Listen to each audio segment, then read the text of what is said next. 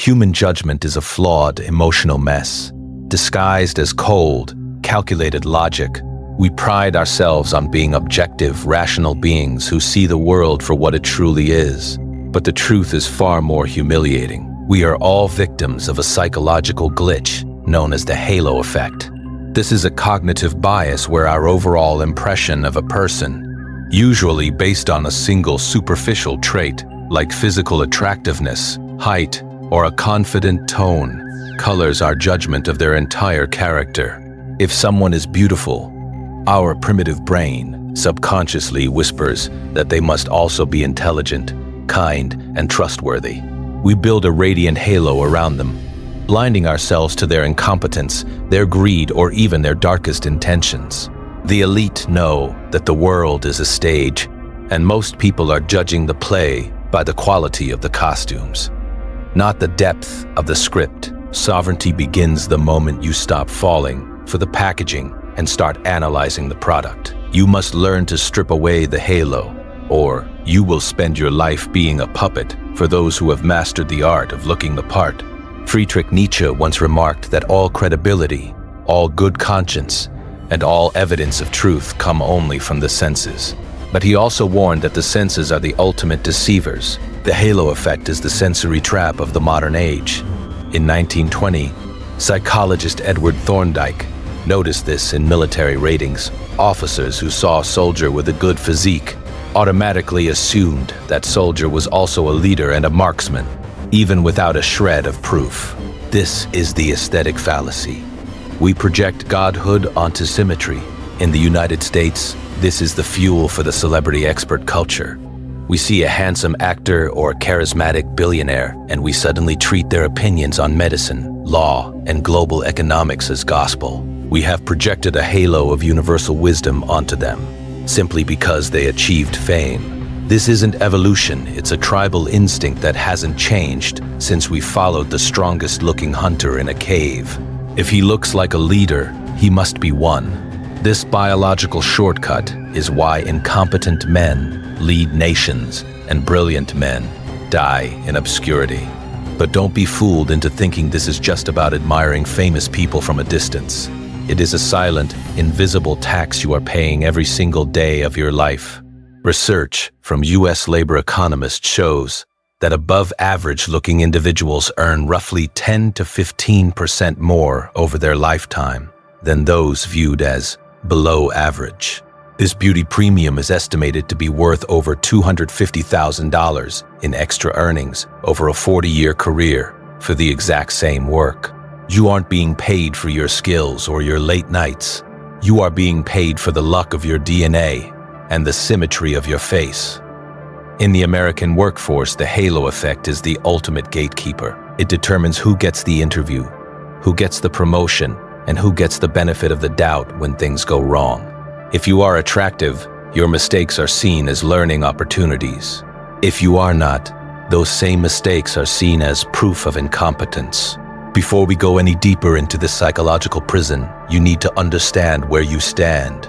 Most people watching this will forget these facts in 5 minutes, but we are building a movement of those who refuse to be blinded.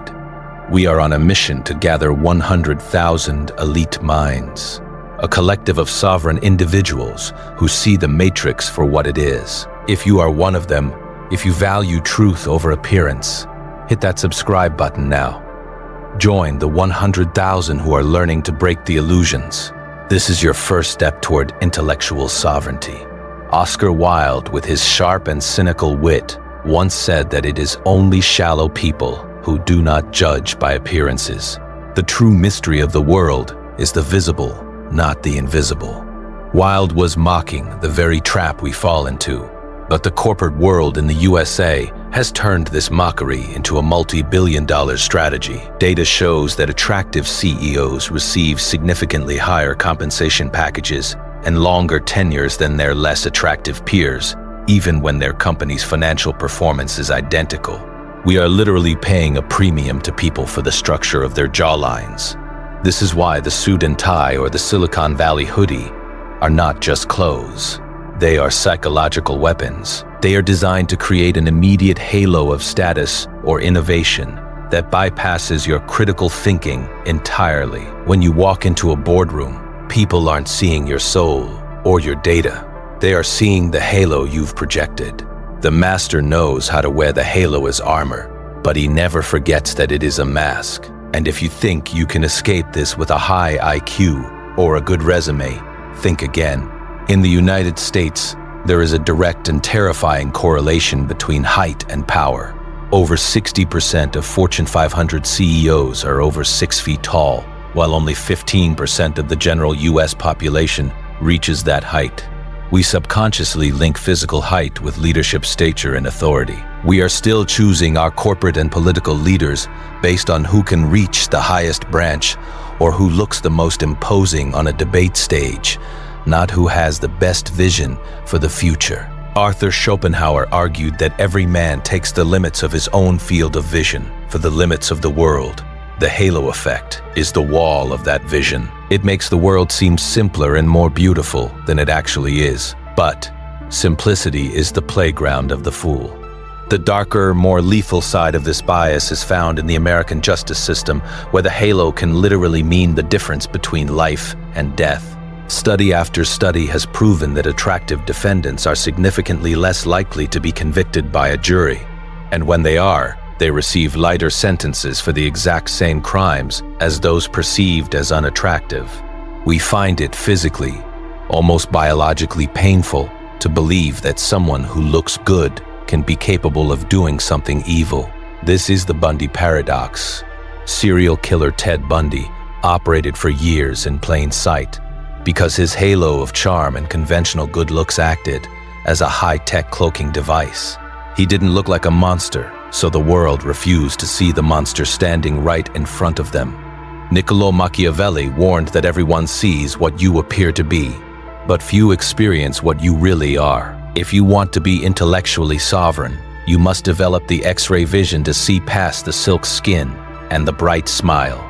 You must judge the cold, hard action, never the warm, inviting actor.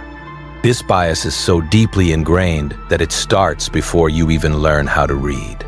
Studies in US public schools found that teachers who were shown photos of attractive children beforehand consistently gave those children more feedback, more eye contact, and more patience.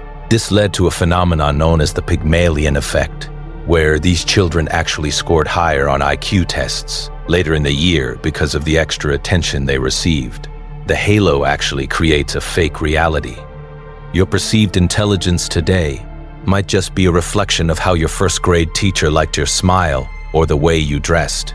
We are building a society on the foundation of a visual lie, and we wonder why the structures are crumbling. The US advertising industry spends over $50 billion annually on celebrity endorsements because of a phenomenon called expertise transfer. A consumer's trust in a mundane product, like insurance, toothpaste, or a bank increases by 40% if it is held by a person they already admire for a completely unrelated skill, like acting or sports. The consumer subconsciously transfers the celebrity's success halo onto the product itself. Jean-Paul Sartre talked about the look, how the gaze of another person can turn us into an object. In US marketing, this is called brand equity. You aren't buying hardware when you buy a luxury phone. You are buying a psychological shield that projects a halo of status onto you. The elite don't buy halos. They manufacture them and sell them to the masses. They understand that perception is a commodity that can be traded like oil or gold. The reverse halo, or the horns effect, is the shadow that follows the light, and it is just as destructive. If we find one negative trait in a person, an accent we don't like, a weight issue, or a different political view, we subconsciously assume they are incompetent in every other area of their life. In the USA, this leads to massive hiring biases and deep social polarization.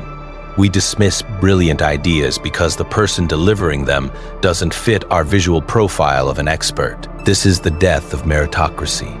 If the truth is delivered by someone with the horns effect, we call it a lie. If a lie is delivered by someone with a halo, we call it a vision.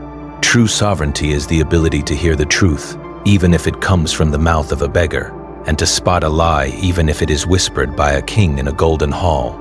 You must learn to decouple the message from the messenger. Marcus Aurelius once wrote to dwell on the beauty of life, but he also spent his nights analyzing the rot behind the imperial curtain.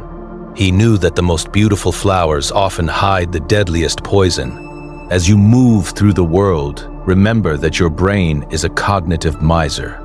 It is constantly trying to take the easy way out to save energy.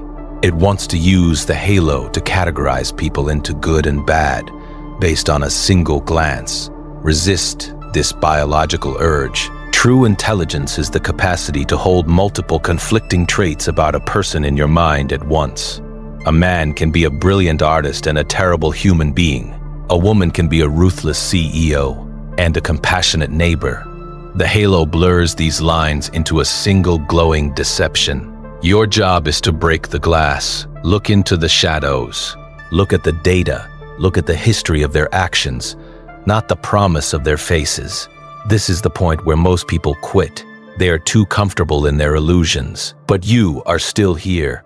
You are part of the 100,000 elite minds who understand that power lies in the unvarnished truth. If you have the courage to judge the world by its cold actions, comment sovereign below. Let the world know that you are no longer a slave to the spectacle. Share this video with one person who needs to wake up from their slumber. Your participation is what fuels this movement. Hit the like button to tell the algorithm that deep, critical thinking still matters in a world of shallow distractions. The bridge to the past is burning, and the only way to the future is through the brutal, unvarnished truth of reality. Stop letting people buy your trust with a symmetrical face and a confident voice. Stop being a surface dweller who is dazzled by the shine. Develop the discipline of the Stoics and the cynicism of the Machiavellians. Strip the person of their title, their expensive clothes, and their practiced smile, and look at the naked reality that remains. Usually, you will find a hollow shell trying to hide behind a halo of its own making. The world belongs to those who see through the spectacle. The light of truth only enters through the cracks of your uncertainty. Break the halo. Look into the shadows. Stand your ground